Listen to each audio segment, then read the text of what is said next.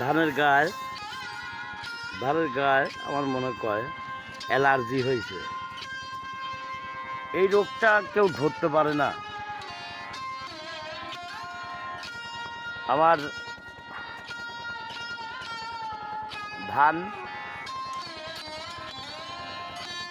আল্লাহ দিলে হবে কিছু। আমি কৃষক মানুষ, আমার কাজ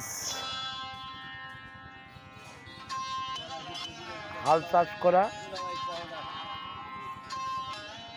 আপনারা দেখুন MKS টিভি, ধানুয়াঘাটা, পাবনা।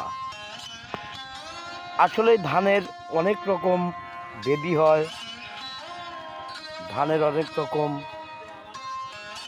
চিকিৎসাও আছে।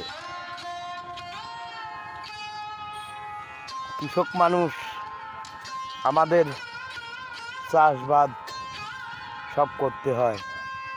তাই ধানে যখন পোকা লাগে তখন তো অনেকেই জানে না, কিন্তু জানার ইনভেট করা লাগে। MKS টিভি কাদের কৃষক না সরকার, হলে ধানুয়াঘাটা।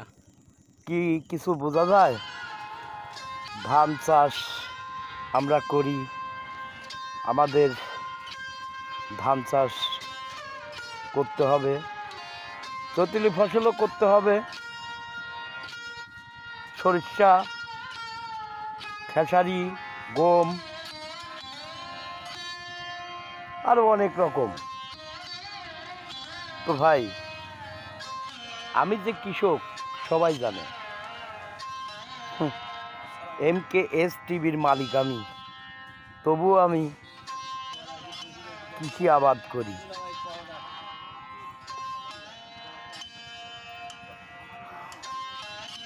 ধান দেখতে হবে ধানের কোনো রোগ বালাই আছে কিনা, কোনো ফসলের রোগ বালাই আছে কিনা, কোনো ইফেক্ট আছে কিনা, অসুখ বিসুখ ধানের, গমের, সবেরই আছে। তো আমরা কৃষক মানুষ ভাই,